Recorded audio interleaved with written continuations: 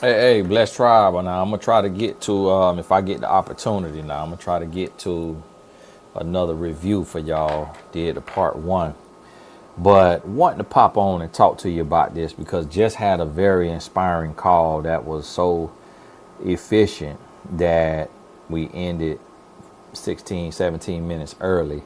But I was very inspired because talked to a client who is happily married in a wonderful marriage, and the woman earns more, and quite significantly more, and they've been married for years now, going on 5 years. And they were actually in they were in my couples group where we did a course for couples, and of course anonymous. Y'all be y'all got to realize I have to teach from real life, but I ain't saying nobody's name and address and all of that. And so sometimes y'all have to get out y'all feelings on that kind of stuff, because that's what make me different than other YouTubers is I actually am in the field with my finger on the pulse and doing the work. So when I'm talking to you, I'm talking to you. I'm not talking to you from imagination or fiction. I'm talking to you from real life examples, real life scenarios. And forgive me, my ice maker is making ice. So when you hear that little, dropping or whatever over there. And so this what has to be understood. The lady earns, the woman earns more than the man. But the man is emotionally intelligent and healthy, and the woman feels that the man is an amazing man, an amazing husband, and the woman's job has her traveling, and she has to travel. And so guess what, if the man's job has him traveling, then they would be splintered. The man is going this way, the woman is going that way, and the woman has this boss man or this whatever go getter, hustler, grinder, but they don't fit together like a puzzle piece. They stacking on top of each other. And that's the same thing I had to learn in my marriage. As a man, it was like me being an entrepreneur. I wanted an entrepreneur. Like I thought that I needed to be with a woman who was like enterprising and a go-getter and a hustler and all of that. And then one day the Lord, it hit me, and the Lord was like, if I'm sending you out to war and your woman going out to war, who is home with the kids that really love them? Like, why would you want the woman who birthed your children to be out to war with you? And sometimes it's the other way around, to where why would you want somebody over your house to be gone when you got to be gone? And it changes to where every relationship is different. And in some relationships, the woman is going to earn more. In some relationships, the man is going to earn more. In some relationships, y'all going to earn the same. But you still have to identify your other strengths and weaknesses. So if you know how to cook and your spouse don't know how to cook, that's not something you should desire, because you feel that void. If they know how to build stuff with their hand or fix stuff and you don't know how to fix stuff, then you don't need to know how to fix stuff, because they know how to fix stuff. And this what you got to realize when it comes to relationships is you can't be looking for your clone. You can't be looking for your twin flame. You can't be looking for your identical twin. What you want is somebody who has gifts and strengths that you don't have, or they have a lifestyle that you don't have. Meaning they got the lifestyle maintenance, they got the time, they got the freedom that you may not have. That's what you want. You don't want somebody who they just as busy as you are, or necessarily earning what you earning. Now, ideally, you want your gap in the earnings to be no more than 20%. But there are exceptions to the rule. But when there's an exception to the rule, what a person lacks in earning, they need to make up for in character. And y'all have heard me say this, but y'all don't listen. Men or women. Because now men are looking for 6-figure, 7-figure women. And women are looking for 6-figure, 7-figure man. And nothing else matters but character. Nothing matters but character. Now, if a person ain't got no money and they ain't got no character, you through for. You through for. And if a person have money but they don't have character, you still gonna be through for. But if a person has character and they don't have money, you still got a good person. And guess what that character can do? That money can't do. Character can earn money. Character can buy money. Character can go get money. Money cannot buy character.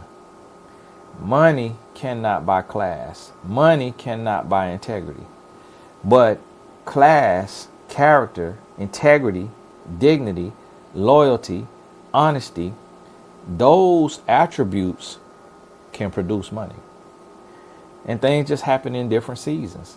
And sometimes people step up when they need to step up. So let's say a woman is the breadwinner, but she goes through perimenopause and she goes through menopause. She has to start taking care of her mom, taking care of her dad. So she has to decrease her workload. She has to cut her job in half. Or she got to leave her job altogether. Or she got to take off so many days that she end up getting fired. Guess what? Now that man has an actual need to increase his income. Now he has an actual need. But because the woman was so gifted in earning money, it's easy for her to see how to earn money.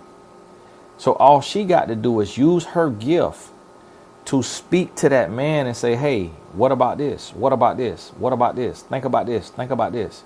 Let's do this. Let's do that. And now he can use his tenacity and his work ethic and his ability to work to go out and get it. And now she become a part of the brain trust and he is the boots on the ground.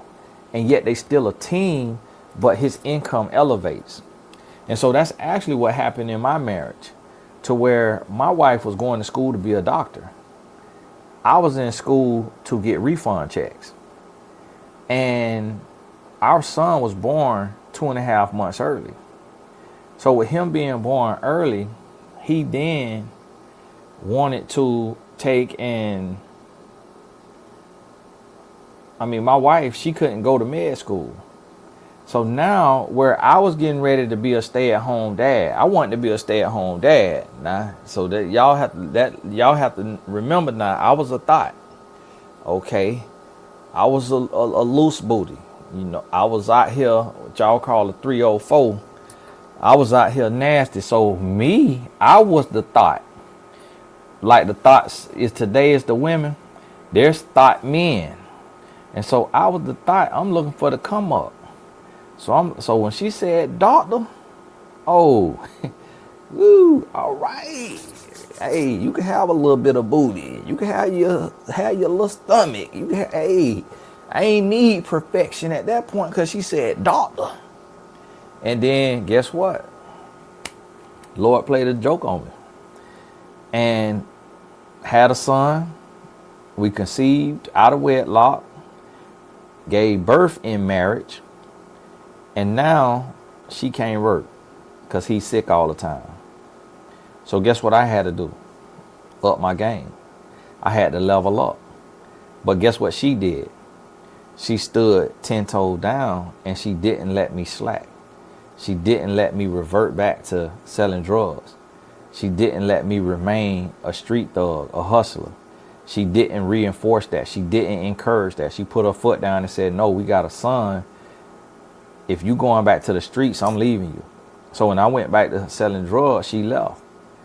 And then I realized, like, whoa, she's serious. Like, she'll leave. Like, I'm thinking, if I get the money, go get the money, bring her home the money, boom, hit her with a bankroll, she'll be okay. She'll forgive me. She said, absolutely not, playboy. I'd rather be broke than you be in the streets and then end up one day you in prison. And I'm raising this child by myself. So now she realized, like, we got a sick child. We need you 100% locked in. And that's when she told me, like, you know, what about writing your book? Like push your book. What about this? So then I started setting crazy dreams, crazy goals. I said, I want to be on Oprah in two years. I was delusional enough to believe that I could get on Oprah, and guess what? I got on Oprah. It didn't make me no money, but it still was a good look. So what it did, it gave me cachet. It gave me authority. It gave me credibility. So when Alicia Keys saw my page, she followed me. And she was the first celebrity to follow me, but it was because my background was me sitting next to Oprah. And when you Google Tony Gaskins on Oprah and click images, you'll see that picture probably from me sitting on Oprah stage. And so Alicia Keys started following me. So when she retweeted me, every other celebrity that seen me, they clicked follow, because they probably had seen that episode where I was talking about being an abusive boyfriend in college before I met my wife with my ex. And they probably seen that episode, or if they didn't see the episode, they just see this guy sitting next to Oprah. And his bio says he's an author and a life coach and a speaker. So if you must be doing your thing, if you could get on Oprah. They ain't realize they ain't get on Oprah for being an author and a life coach and a speaker. I got on Oprah for being a former abuser. And I was telling my story. They ain't know that. The picture worth 1,000 words, but it ain't say those words. It said credibility, authority. And so they followed me. And then I had the gift. I got the gift. The way with words, wordsmith. So I'm just tweeting every day, all these quotes. So boom. All the celebrities started retweeting me. So when they started retweeting me, it started building my brand. Then speaking engagement started coming. So now I make $1,200 a month. Get a speaking engagement, it's $1,500. My next speaking engagement, $2,500. You know, my next speaking engagement, $4,000. And then now I'm getting clients because I got the picture with Oprah. Now I'm getting author consulting clients. Then I'm getting ghostwriting clients. I'm getting life coaching clients. And I'm just sharing my message every day. Just tweeting God's wisdom all day, every day. Next thing you know, 2 years after going on Oprah, I get an investment of $35,000 into my business from a childhood friend, teenage friend that when I met him when I was 15, 16. He invested $35,000 into my business. I left my job in 2011, never had to go back to work. And never since then, never have I made less than six figures, less than $100,000 a year. So here I am, a man who had the desire to be a man of God, a man who was willing to leave the world behind, to leave the streets alone, to leave the womanizing alone, and to live for Christ, to seek the face of God, and having character and having my wife back me up, speak life into me, support me, and not treat me like a bum because I wasn't making money. I was making $20,000 a year from 2006 to 2011. And my wife, we got married in 2007. So from 2007 to 2011, the beginning of 2011, March 13th, I left my job, 2011. I was only making $20,000 a year. My wife didn't look down on me. She didn't leave me. She said, as long as you're willing to be a better man, as long as you're willing to stay out of trouble, stay out the streets, stay out that illegal lifestyle, I'm here. And yeah, she probably thought about leaving a little bit. Yeah, she was kind of tempted. She had, seen a couple of character flaws and stuff like that. She wasn't all the way bought in. She wasn't all the way sold. But I kept working, kept showing myself credible and worthy of my word. And we worked it out. I wasn't perfect. She wasn't perfect. I told some lies. She told some lies. Like, we was young. We was dumb. We were still open. We were still out there, still wondering, is this the right fit? But guess what? Because character was the through line, because that was the common denominator, because that is what we was requiring, we was able to get to the money. So the character will get you to the money. Don't just focus on the money. Focus on the character, the integrity, and let a man's character be his currency. And if you let a man's character be his currency, you'll find that a lot of rich men are broke, i.e. P. Diddy. And a lot of broke men are rich, i.e. Tony Gaskins. So your man with character who might not have the most money can become 6-figure, 7-figure, 8-figure, 9-figure, 10-figure guy if he keep that character. But hey, God bless you. Keep your head up. Keep going. Got another coaching call here. All the important links in the description. We'll talk soon.